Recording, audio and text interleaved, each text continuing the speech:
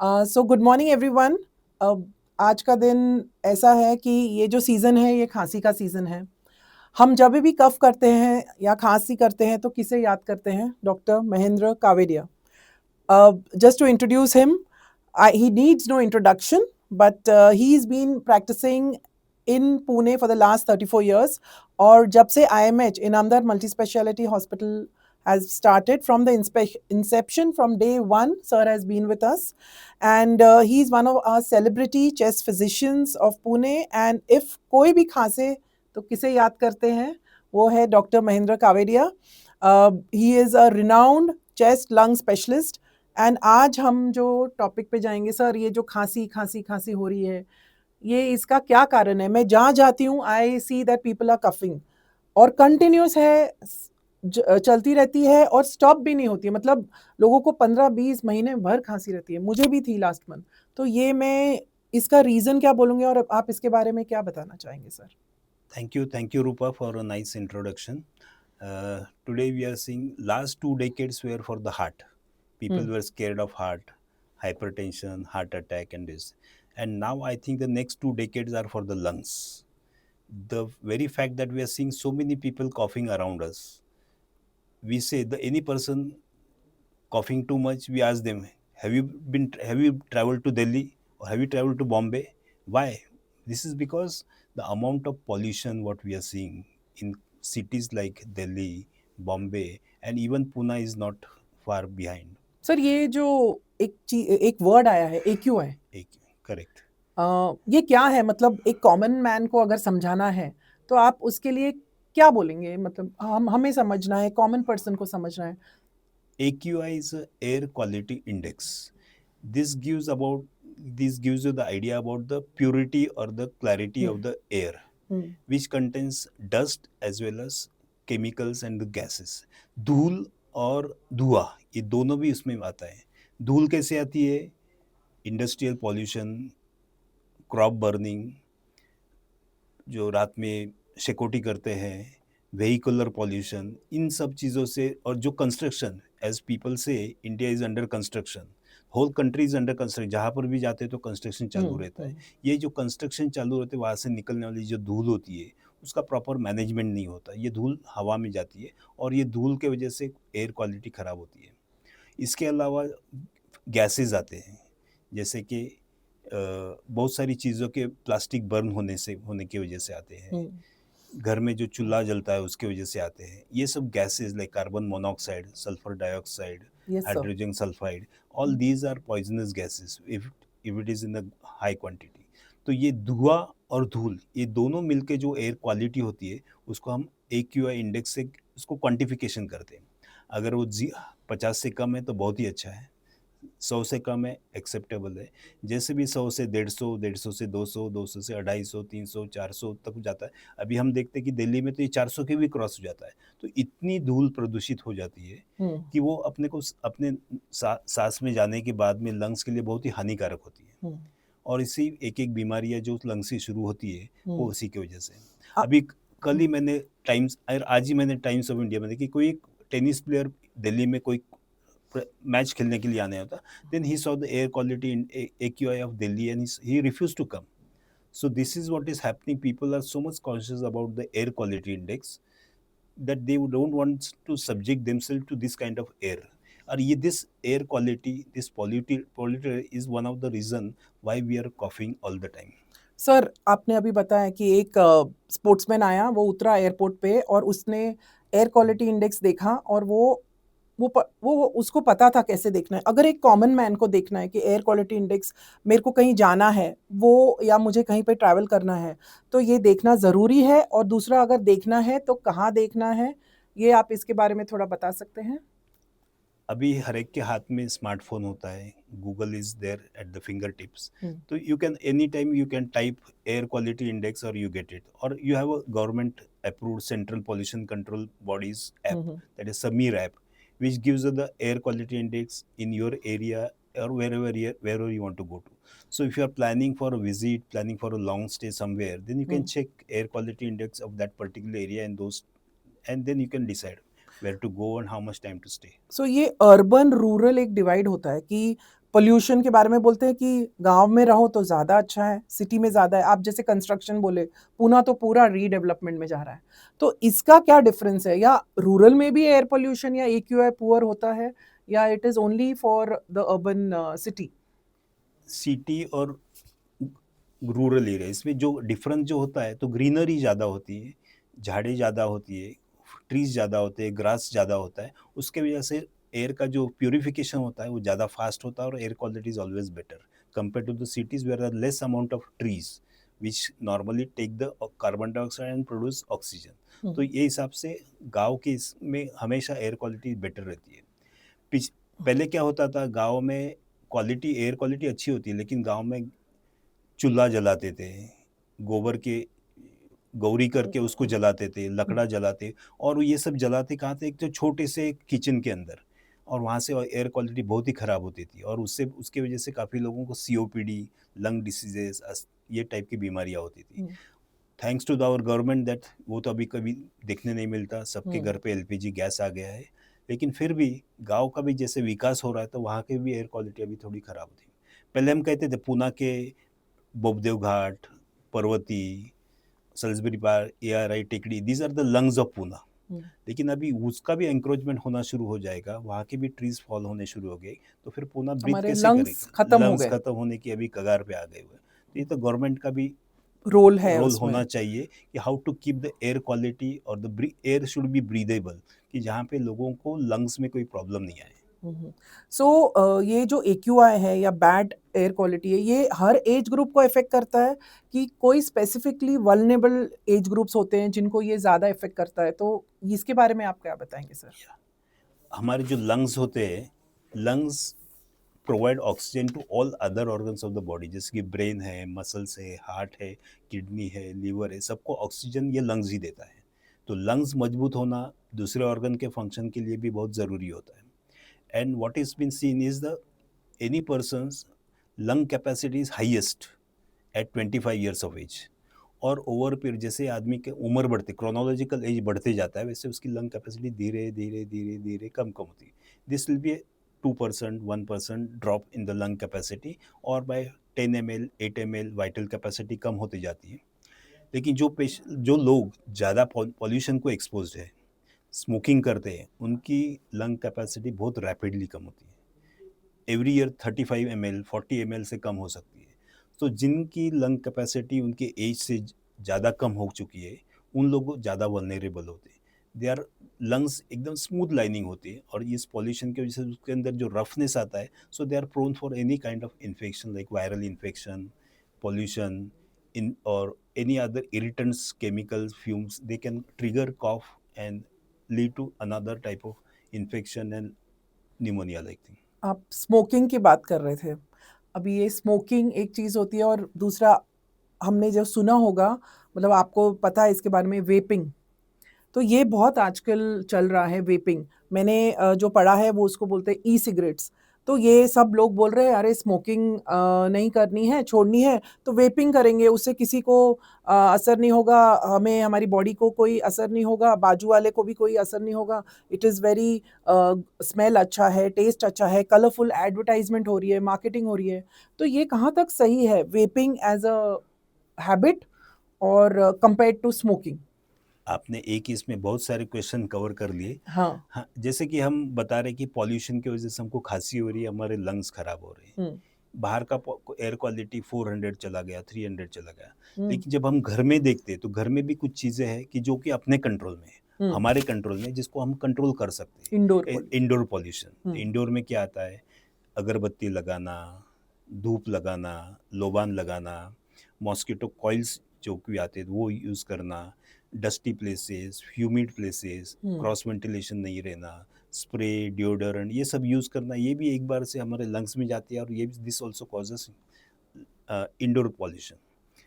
बाहर तो हवा खेलती रहती है, घूमती रहती है, तो वो कम हो जाता है, लेकिन घर में तो स्पेशली इन विंटर सीजन जहाँ पे विंडोज सब बंद होते हैं और ऐसा पॉल्यूशन हुआ, तो ये ज़्यादा टाइम तक रूम में घूमते रहता है, दैट इज़ मोर हैज़ार्डस। तो जो चीज़ें अपने कंट्रोल में है वो ठीक करना ज़रूरी है। आपने एक दूसरी चीज़ बताई कि स्मोकिंग, यस, स्मोकिंग के बारे में तो हमको 50 साल से पता ही है कि स्मोकिंग कितना हैज़ार्डस होता है। स्मोक एक सिगरेट में 4000 अलग अलग जात के केमिकल्स होते हैं और ये तो प्रूव्ड है और उसमें से 300 ऐसे केमिकल्स है कि जो दे आर प्रूवन कार्सिनोजन कि जैसे लंग का कैंसर होता है, ये सब प्रूव हुआ है, फिर भी हम लोग पीते हैं। क्यों? कि it's one of the strongest substance abuse.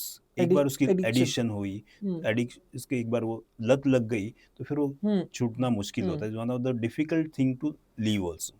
तो फिर vaping is something that people what young gen Z जो कर रहा है आजकल कि वेपिंग करेंगे, ये नया जो ये निकला है, तो उसके बारे में आप क्या बताना चाहेंगे?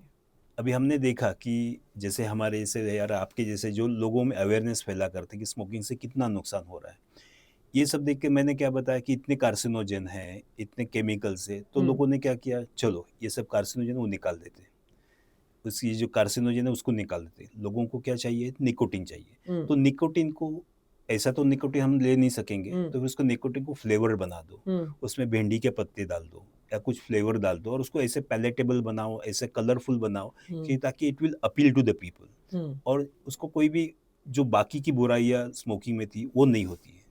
ऐसे बना के उसको प्रमोट करने की कोशिश कर रहे हैं। लेकिन एक बात देख लो, वेदर इट इज स्मोकिंग और वेपिंग, ये आखिर ये धुआं जो है वो अपने लंग्स में ही जाता है, विच इज अननेचुरल धुआं। ये अपने को हानिकारक ही होता है।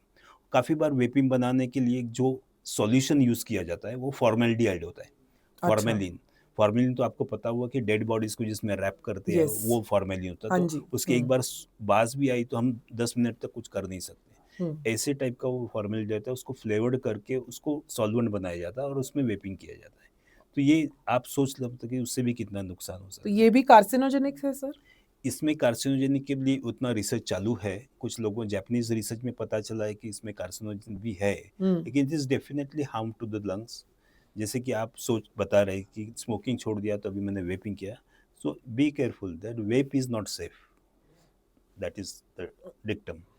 सर ये एयर पोल्यूशन या EQI के सीजनल पैटर्न्स भी होते हैं, तो इसके बारे में आप क्या कहना चाहेंगे कि बोलते हैं विंटर में ज़्यादा है या ये रीज़न क्या है और ये क्या सीजनल पैटर्न कैसे देखे जाते हैं? जैसे ही अक्टूबर, नवंबर, दिसंबर महीना शुरू हो जाता है तो आपको भी एक्सपेक्टेड होता है कि अभी दिन छोटा होता है, ठंडी ज़्यादा होती है, सब पॉल्यूशन वगैरह जो होता है, धूल जो होती है, धुआं जो होता है वो नीचे नीचे आने की कोशिश करता है।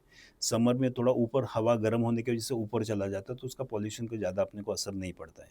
जैसे कि क्रॉप बर्निंग की वजह से जो आता है वो धुआं नीचे ही रहता है काफ़ी टाइम पे, पॉल्यूशन का धुआं नीचे ही रहता है, so this affects people more.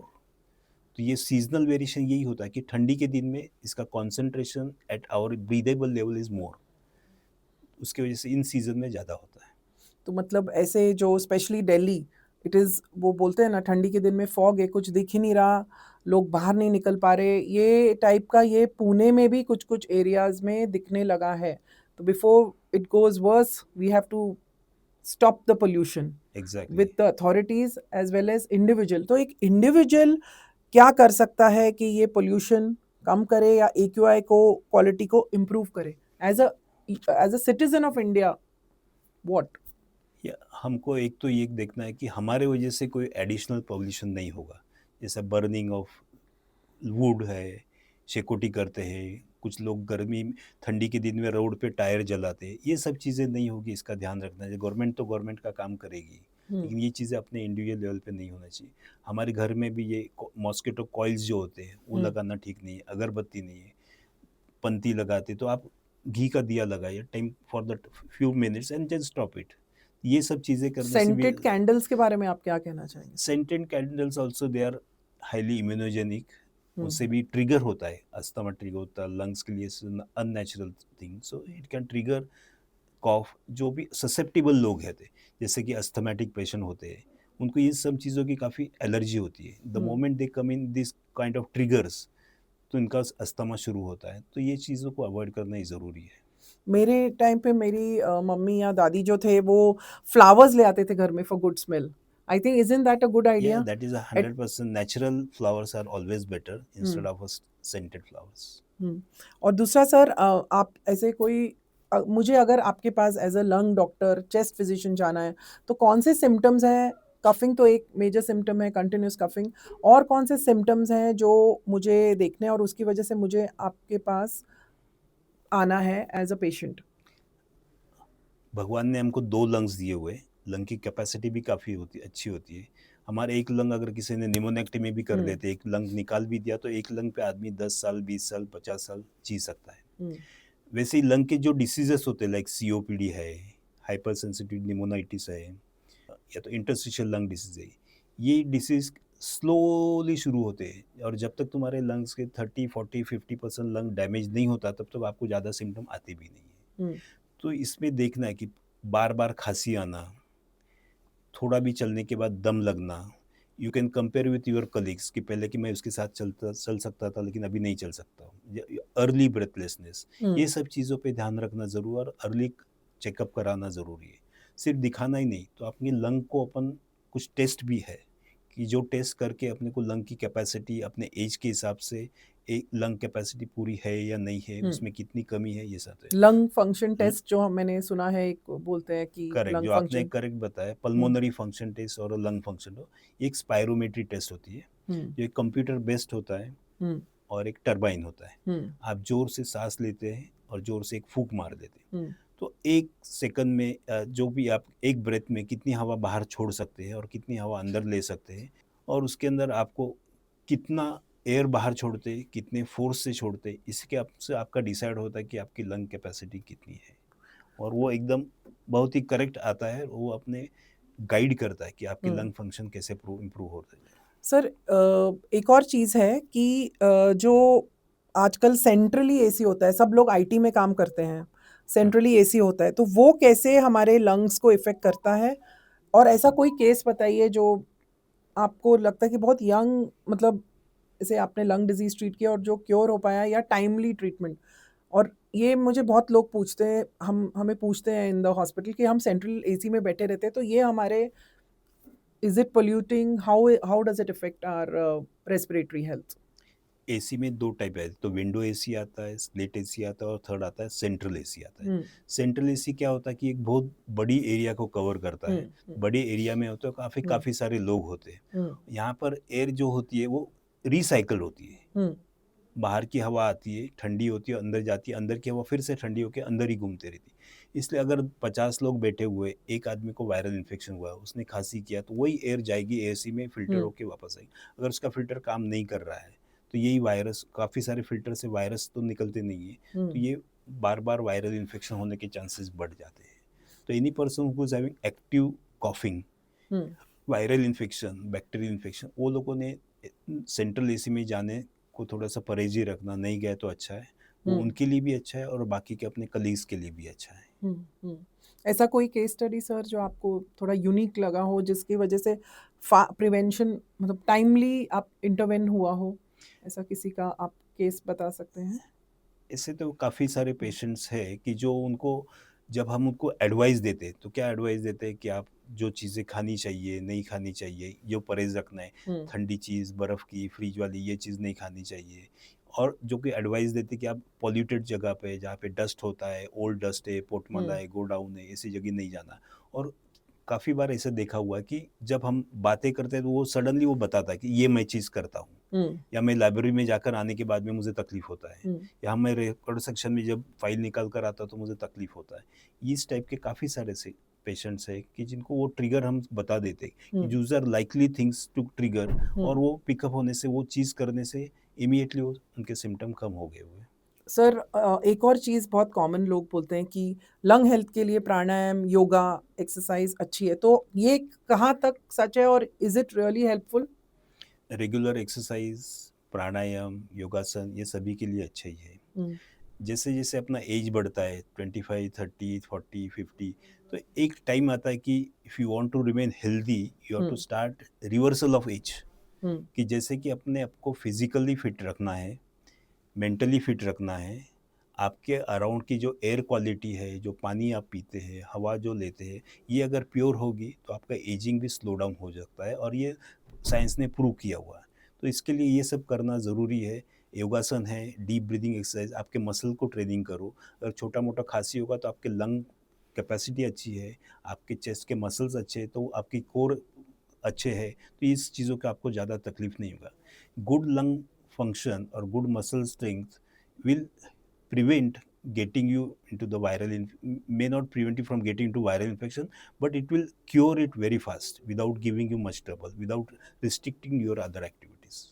Sir तो कैसा है, एयर क्वालिटी तो अच्छी है नहीं, हम खुद तो पूरी एयर क्वालिटी नहीं सुधार सकते, मतलब हम अथॉरिटीज़ पे डिपेंडेंट है, दूसरे लोगों पे डिपेंडेंट है, तो इसलिए आप ये कहना मतलब क्या मैसेज देना चाहोगे कि ये तो प्रॉब्लम्स हैं ही, पुअर एयर क्वालिटी, लोग स्मोक करते हैं, एपिंग करते हैं, अदर बैड हैबिट्स हैं, एडिक्शंस हैं, ये सब होके भी आप क्या मैसेज देना चाहोगे ऑडियंस को कि this is a part and parcel of a life, so how still we can remain healthy और प्रिवेंट दीज डिजीज, आप क्या and your message to the audience?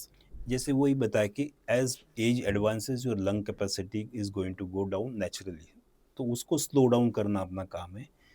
Breathing good air, regular exercise, physical activity, keep your core strong, breathing exercises, pranayama है, आसन है, अनुलोम विलोम है, इन सब चीज़ों से आपकी लंग कैपेसिटी, लंग में के जो नॉर्मली जब हम ब्रीथ करते हैं तो ऊपर के 1/3 पोर्शन या 50% पोर्शन के लंग्स ही काम करते हैं, नीचे कुछ करूँ जरूरत नहीं होती, वो काम भी नहीं करती. जब तुम फोर्सफुली एक्सपिरेशन करते हैं, अनुलोम विलोम करते हैं, तो वो टाइम पे मैक्सिमम लंग कैपेसिटी यूज़ हो सकती है और वो लंग भी ट्रेन हो जाते हैं. नहीं तो ये सब चीज़ें तो होनी वाली. हमने देखा कि कोविड में लॉकडाउन हुआ था बिकॉज ऑफ द वायरस, लेकिन मुझे तो लगता है अगला लॉकडाउन जो आएगा वो क्लाइमेट की वजह से आएगा, एयर क्वालिटी की वजह से आएगा. कभी कभी एयर क्वालिटी इतनी ख़राब हो सकती है 700 800 900 की, आपको कंपलसरीली घर में बैठना पड़ेगा. तो climate lockdown is a thing which can come in future, और उसके लिए अपने को अभी से उसको प्रिपेयर करना है. सर ये अपने हो रहा बॉडी है, दिल्ली में स्कूल के बच्चे घर पे हैं, उन्हें ड्यूरिंग विंटर उनको छुट्टियां दे दी गई हैं क्योंकि इतना बैड AQI है कि ये ऑलरेडी आप जो बोल रहे हैं ये प्रेडिक्ट हो चुका है और ये शायद पूना बॉम्बे हो सकता है. हो सकता है. इसलिए अपने को अपने लंग्स तो अच्छे रखने हैं, अपने घर का एनवायरनमेंट ठीक रखना है. अपने एरिया में अगर कोई कंस्ट्रक्शन चालू है, उसने कोई डंप किया हुआ धूल है और वो धूल जल्दी क्लियर नहीं हो रहा है, कुछ लोग Complaint. रहते कंप्लेन कर सकते, बिल्डर है, कॉर्पोरेशन है, रोड खोद दिया 2 महीने तो खुला ही रहता है, उसकी धूल ऐसी ही उड़ते रहती है, and that causes lot of nuisance and pollution in the area. तो अगर वो जितना ज़रूरी है उतना ही खोदे, जो खोदना काम हुआ तो इमीडिएटली उसको रिपेयर करे ताकि वहाँ की हवा नहीं निकले, उसको पानी से शेड करे कि ताकि वो धूल नहीं उड़े. ये सब चीज़ें करनी हमारे हाथ में है और अपन उसको as a public reporter you can inform and get the things done. या और बच्चों को खेलने के लिए जगह चाहिए. दिल्ली में बच्चे बाहर नहीं खेल पाते, इवन पुणे में ज़्यादा पोल्यूशन होता है, पेरेंट्स बाहर नहीं भेजते. जो हम बचपन में करते थे, बाहर बिंदास घूमते थे, वो बच्चों को आजकल वो भी नहीं कर पा रहे. इतना तो हम अपने फ्यूचर को दे सकते हैं. So last message to the audience. Take care of your lungs. Lungs are the one which provide oxygen to all your bodies, will make you energetic, healthy, and it will help you fight with all the infections. Thank you. Thank you so much, Dr. Mahendra Kavadia. This is a special podcast from IMH Wellness Series. And thank you so much for being here with us today and giving so much of your precious time to us. Thank you, sir. Thank you, Rupa. Thank you, sir.